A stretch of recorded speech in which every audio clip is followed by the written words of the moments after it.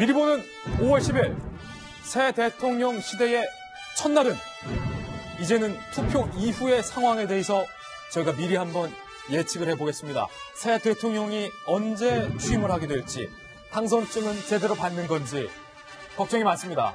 괜히 오지랖이죠.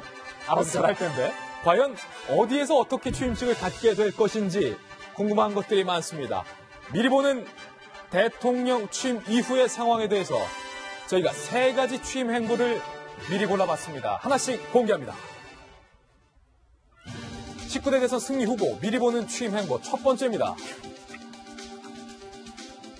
백은상처럼 당선증이 이렇게 생겼다는 것 저도 오늘 처음 알았습니다. 당선증 누구 중앙선거관리위원회 직인까지 꽝 찍힌 이 당선증, 내일 9시 10분을 전후해서 새로운 대통령 시대가 시작이 됩니다.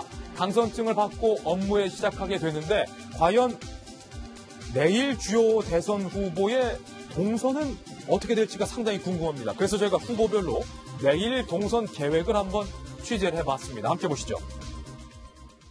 먼저 문재인 후보입니다. 내일 오전 현충원에 참배하시겠습니까? 라는 질문에 현충원에 참배하겠다. 역대 대통령 당선인들처럼 참배 확정 의사를 밝혔고요. 취임식에 대해서 묻자 국회에서 내일 약식으로 취임식을 진행하겠다라고 밝혔습니다. 그렇다면 조금 전에 봤던 그 당선증은 어떻게 받으시겠습니까? 라고 묻자 그 국회 취임식에서 받겠다. 이후 동선에 대해서 묻자 논의 중이다. 아마 다 짜여졌는데 밝히기가 현재로서는 좀 곤란한 측면도 있을 것 같아요. 그리고 홍준표 후보입니다. 현충원 참배 여부에 대해서 묻자 당연히 현충원 참배해야지라고 밝혔습니다. 취임식은 어떻게 갖겠습니까? 라고 말하자 광화문에서 10일 이후에 별도의 취임식을 갖겠다라고 밝혔고요. 당선증 수령 방식에 대해서는 어떻게 받을지 한번 고민을 하고 있다. 역시 홍 후보도 당선증 어떻게 받을지 다 짜놨겠지만 밝히기 좀 그런 측면이 있겠죠. 이후 동선에 대해서도 청와대로 즉시 이동해서 즉시 직무를 시작하겠다. 이렇게 밝혔고요. 안철수 후보입니다. 현충원 참배에 대해서 고려 중이다라고 밝혔지만 현충원에 참배할 것으로 캠프 관계자들은 밝히고 있습니다. 그리고 취임식 개최 여부에 대해서는 당장 취임식 안 갖겠다 이렇게 밝혔고요. 당선증은 국회 취임 선서 직전에 수령하겠다. 그리고 이후 동선에 대해서는 청와대로 이동해서 즉시 직무를 시작하겠다.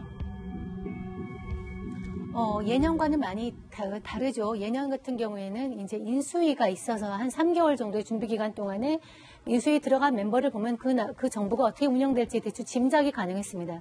이번에는 이제 5월에 치러지는 대선이기 때문에 인수위 없이 바로 업무를 시작하게 되기 때문에 사실 그 정부가 어떻게 구성될지에 대해서 정보가 없습니다. 그래서 선거 기간 동안에 그런 얘기가 있었죠. 섀도우 캐비넷이나 국무총리 내정자 정도 이름은 내놓고서 우리가 판단을 받아보는 게 어떠냐 한 얘기까지 나왔는데요. 결국 그런 것 없이 이제 구성이 되게 됩니다.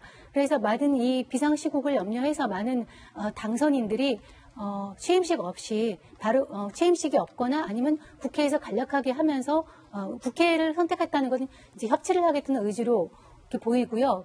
그렇게 하면서 바로 직무에 들어갈 것 같고, 통상 많은 후보자들이 하는 것이 국무총리 지명자에 대한 서명으로, 그것이 대통령 첫 번째 서명으로 시작을 합니다. 근데 이번에는 역시 국무총리 지명자에 대한 인수기간이 없기 때문에 그것도 당일을 못할 것 같습니다. 제 생각으로는 이렇게 가벼운 취임식이 끝나고 난 다음에 각국의 그 대통령들과 전화 통화를 하는 걸로 시작을 하지 않을까 이렇게 조심스럽게 짐작이 됩니다. 그러니까요. 제가 볼 때도 그런 게요. 일단 시작은 국회에서 될 거예요. 취임 선서는 해야 되거든요. 취임식이 아니라도 국회의장 앞에서 하면은, 그리고 협치를 상징하는 의미에서 국회의장이나 각 당, 이게 또 당들끼리 지금 좀 감정이 있긴 있지만은 어찌됐든 각 당 대표 혹은 원내대표들과의 회동을 해서 협조를 당부하고, 그래서 청와대로 이동을 해가지고는 아마도 NSC 쪽에서 업무 보고를 약식으로 받고 인수인계를 하고, 그 다음에 이제 말씀하신 대로 다른 나라 대통령들하고 통화를 하고, 그런 식으로 좀 내일 바쁠 것 같아요. 예. 새로 선출되는 대통령은 눈코 뜰 새 없이 처리해야 될 일들이 많고, 그리고 임명 같은 경우에는 총리에 대한 임명도 있겠지만은 제일 먼저 아마 우선적으로 임명될 게 청와대 대변인일 가능성이 높습니다. 그건 뭐 다른 절차가 필요 없고 대통령이 바로 임명하면 되는 거니까 그럼 청와대 대변인이 통해 가지고 여러 가지 이제 메시지들이 나오겠죠. 예, 그리고 새롭게 당선된 대통령 당선자의 경우 박선취 교수님, 군 통수권자이기 때문에 이 국군의 통수권을 뭐 국방부 장관으로부터 안보 상황에 대한 보고와 함께 인계 받아야 되지 않습니까? 제일 중요하죠. 예. 통수권자이기 때문에. 그래서 이제 그것을 비롯해가지고 사실 이번 법이 우리나라 법에 하나 부족한 게 뭐냐면요. 아이고 죄송합니다. 좀 이따 할게요. 그러시죠. 노은지 기자. 박상철 교수님이 지금 목이 메였어요. 무슨 생각을 하든지 모르겠는데 안보 상황을 걱정하다가 오늘 조금 전에 북한의 청와대 모형을 만들어 놓고 거의 뭐 쑥대밭으로 만들어 놓은 북한의 타격 훈련 상황을 북한이 공개한 게 아니라 미국의 민간 위성이 지나가다가 포착한 사진을 지금 공개됐단 말이에요. 지금 안보 상황이 심각하기 때문에 아마도 역대 대통령도 군 통수권을 인계받았지만 새롭게 당선이 되는 대통령도 안보 상황에 대한 보고 국방부를 방문하든 아니면 국방부 장관이 내방을 하든 직접 보고받을 가능성이 커지죠. 네, 유 실장이 말씀하신 것처럼 일단 NSC를 이제 소집해서 약식이라도 보고를 받지 않을까 이런 생각이 드는데 무엇보다 좀 이제 위중한 게 안보 상황이니까요. 앞서도 이제 소개가 됐지만 청와대에서 지금 참모들이 다 사표를 제출한 상태고 수리가 아마 오늘 될 텐데 그렇죠. 일단 김관진 안보실장이라든지 이렇게 좀 삼실의 실장들은 일단 남겨서 업무 인수인계를 하게 되거든요. 그러니까 사표를 내더라도. 네, 사표를 내더라도 그래서 김관진 실장이 남아 있는 상황이기 때문에 뭐 가장 중요한 게 그게 아닐까 싶어요. 그러니까 지금 이제 우리 리더십 공백 상태가 150일 넘게 이어졌잖아요. 예. 이거를 그리고 다른 나라 이제 강대국들도 누구든지 이제 다 알고 있는 상황이기 때문에 그걸 다잡는 의미에서 뭐 이렇게 시민들과 함께 취임식 이런 뭐 이렇게 축제 이런 즐거운 것들을 끝내고 나면은 청와대로 들어갔을 때는 가장 중요한 안보부터 챙기게 되지 않을까 저도 그렇게 생각해 봅니다. 네, 유승민 후보가 투표를 마치고 나와서 한 발언도 지금 취재가 됐습니다. 유승민 후보의 발언도 한번 들어보시죠.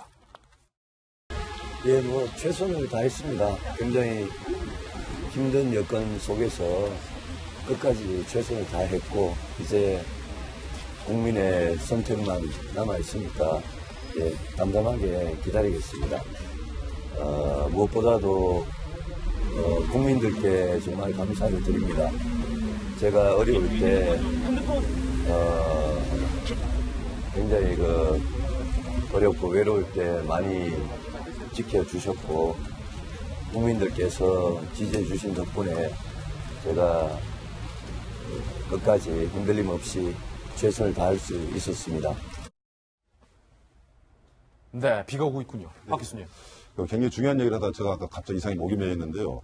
지금 이제 보궐선거이다 보니까 보궐선거 때 당선된 대통령이 국정을 어떻게 인수해야 되냐는 규정이 없거든요. 예. 그래서 대통령 당선자는요, 뭐 대통령이죠. 국회에 먼저 가가지고 그 국회의장과 야당이나 다른 타당의 대표들한테 양해를 하나 구하고 어떤 답을 얻어내야 되냐면 국정을 인수인계할 아까 무슨 군 통수권은 물론이고요. 각종 그런 것들을 어떻게 그 임무를 인수인계할 것인가라는 그 법적 근거가 있어야 되거든요. 예. 그것을 그 국회에서 양해를 구하고 그 답을 받아내는 것이 저는 굉장히 중요하다고 봅니다. 예. 굉장히 중요한 말씀이셨는데 아까 사례가 들렸거든요. 그렇습니다. 저희는 60초 광고 후에 다시 돌아오겠습니다. 잠깐만요.